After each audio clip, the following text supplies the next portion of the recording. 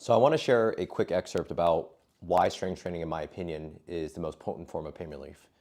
So we all know that strength training is something that's been done for centuries. However, strength training has been overly looked as something strictly for the aesthetic purposes, either aesthetics or performance, but people don't really relate strength training specifically to chronic pain. When we think about chronic pain, we're oftentimes looking for quick solutions like either pain medication, the latest quick fixes. There's massage creams out there, there's Theracanes, there's a lot of different types of treatments around like chiropractic care versus rolfing versus massage, acupuncture, and there's a lot of different modalities that are specifically for pain, but strength training is never really in that conversation. So I'm going to share with you specific strategies that have helped me to overcome my own chronic pain issues through strength training. And I'm going to hopefully put proof to the pudding on why strength training, in my opinion, should be at the forefront, should be at the absolute first thing when it comes to getting rid of your pain. So looking at the fact that when we injure a specific tissue or when a tissue has become deoxygenated, there's really two forms in which people can have pain. One is through deoxygenation of tissues. A lot of times tissues can get injured, tissues can often get weak, right? I'm talking about muscular tissue. And when muscle tissue gets weak or we start to see some imbalances, we start to see that our body is more susceptible to stress. Gravity is consistently put upon us, we're constantly doing chores and we have a lot of to-dos and we're picking up our kids, we're taking the groceries out. And so looking at all these different factors is that all of these require strength. However, when our body is not strong, then our joints, ligaments, muscles, nerves, and everything is more susceptible to stress. So we're more susceptible to injury or hurting a specific ligament in the body. And that's sometimes what ends up happening. We repeatedly hurt ourselves to the point where eventually it hurts not just the tissues at hand, but it starts to affect our mindset. We start to perceive ourselves as fragile. And if we want to be anti-fragile and we want to be at a place where we can perform and do things without injuring ourselves, we need to put strength training at the forefront. Strength training is not just necessarily to get areas stronger. There's a plethora of research to show that when we are doing specific types of strength training, it can actually reduce pain. So for example, if you had some form of neck tension, for example, did you know that you can actually simply fold your hands, put it behind your head, and then simply just push backwards and load up the muscles of your neck? Do that for about 20 to 60 seconds and breathe through it. Now, when you do that, you'll notice that the muscles in the back of your neck are clearly being contracted. You're strengthening, but you're not necessarily repping things out. You're not using dumbbells, but you're simply performing what we call an isometric.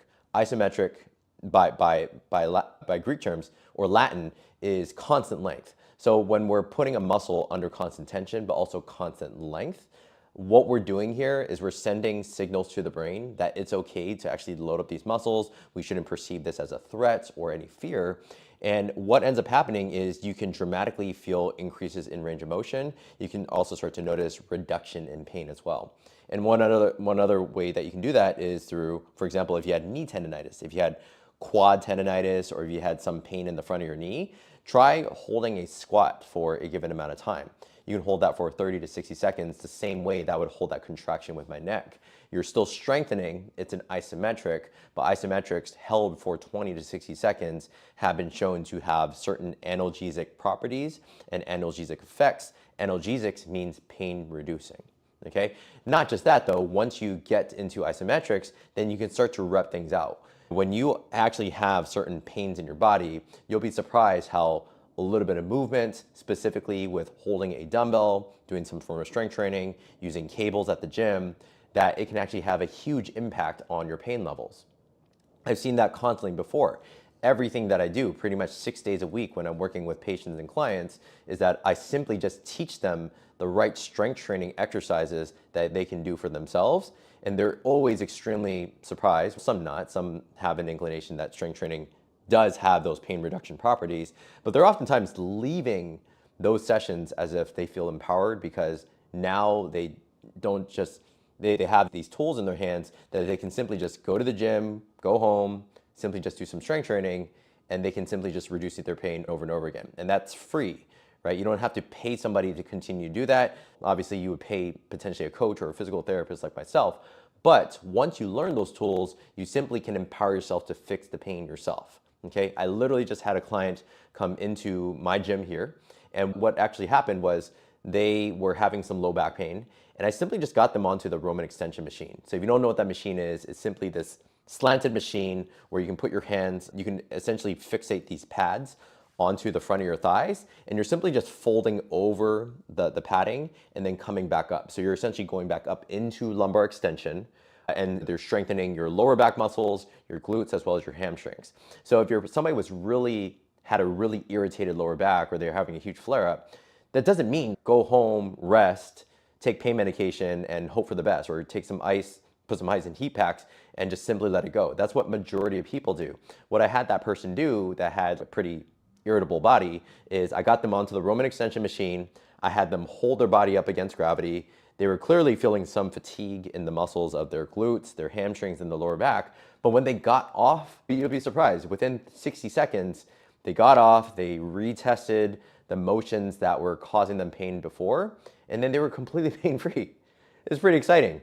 And then therefore, once we did that, then we simply just gave them a plate, we gave them some dumbbells, and they simply just started to rep it out. So they started to do the actual hyperextension where they repeatedly bent forward over the padding, came back up. They did that for 2 to 3 sets of 12, and their pain got even better, okay? You'll be surprised that if you had low back pain, specifically on one side of your body, like your right side, try to put a weight on the opposite side and just walk around. Because when you put a weight in the left hand, you're stimulating the right trunk muscles to contract, and then you'll be surprised that like bending to the right or like shifting to the right, that pain goes away. Or you can simply do a side plank on that right side, the side that's painful, load up the muscles of your lateral hip, your lateral thigh, as well as your core muscles on that right side, like your obliques. And again, be honestly surprised. I want you to actually try this. Do your best to actually do these exercises, hold them for 30 to 60 seconds. These are all forms of isometrics, and see how this actually helps you.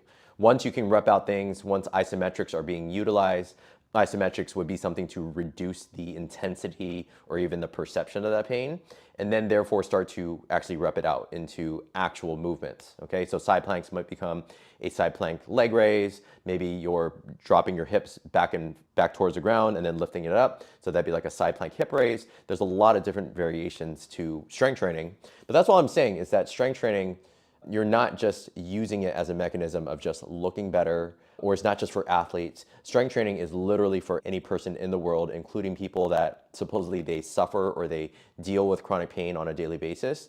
You'll be surprised that these people that initially suffered with chronic pain can get rid of their pain simply through strength training alone. Okay, and I'm just gonna share with you other statistics around strength training, because you're looking at, if you want to live longer, you want to be there for your family, you just want to in general just have a healthier life or even have a better quality of life, is that if you don't strength train, your body does become weaker, it becomes more decrepit. Once you become weaker, you lose the ability to do these normal day-to-day activities. You're looking at people with chronic shoulder pain, the inability to take off your clothes or to put on a jacket because your shoulder hurts so much. If your knees hurt, the inability to walk down the stairs, to get up off a couch. Your low back hurts, so the inability to take the trash out or to pick up your child off the floor, or to pick up a grandchild off the floor. Okay, in order to achieve these things, in order to have a longer and a healthier quality of life, strength training has to be a part of that. Okay, you can still do the other things like maybe massages. I would even throw stretching in there. You can still stretch, you can still try to improve your range of motion, but without strength training at the forefront, you're expecting that you might get some relief, but you probably are going to experience that pain again. Okay, unless you're going to get that similar treatment the rest of your life. If you simply just get stronger, you progress those exercises, you make those exercises harder, more complex, you increase the weight on your squats, you increase the weight on all these exercises, there's actual measurable progress in terms of you getting stronger, then you actually can notice that over time, that area becomes more resilient, it becomes more resistant to stress, it becomes more resistant to gravity, it becomes more resistant to you doing heavy activities or doing any sort of activities that stress out your body, and see how your body responds. I would assume that your body would respond in a way where it feels less pain because you have better muscular constraints and you have better muscular support for those specific joints and ligaments, okay? Now, this is specifically anatomical. You're strengthening your joints and you're strengthening essentially the muscles in order to support the joints and the ligaments that may be injured. And this hopefully should make sense to you. However, when you are getting stronger and you actually are do strength training, that can battle depression. Okay, strength training can alleviate your mood. Strengthening can relieve tension in your body. Okay, strength training actually gives you something measurable to look forward to. So for example, like if you're just getting like repeated massage treatment, repeated chiropractic, you're not really, even if you get some relief, you're not seeing measurable progress in how you feel. However, if you actually do strength training and you're actually seeing that you're measurably making gains in terms of increasing the amount of reps you can do, eventually increasing the weight, you're increasing the complexity of the movements. That's something to look forward to, especially if you're logging that on a note section, logging in a journal, or logging in an app. I provide app to a lot of my clients, and I actually have been tracking my own strength progressions for the past 10 years. If you actually measure that out, that's something to look forward to. You feel fulfilled, okay? So all these different benefits of like longevity, quality of life, preserving your function, you're looking at in the gym being able to have some sort of measurable goals that you can try to achieve, okay, which is a product of quality of life. When we're actually progressing, we're happier.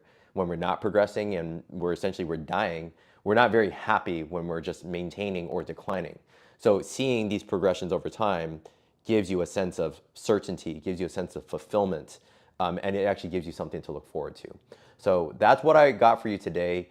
If you have questions around strength training, please let me know. The ways that you can reach out to me, I'm on all major platforms. Just search up Flex with Dr. J. Feel free to DM us. Also at the same time, if you want to send us a direct text message, feel free to text us 415-965-6580. Feel free to text us, let us know, give us feedback on this podcast. Also at the same time, if you felt like you're getting a lot of joy and you're getting a lot of value out of my podcast, please feel free to give us a 5-star review, write a review.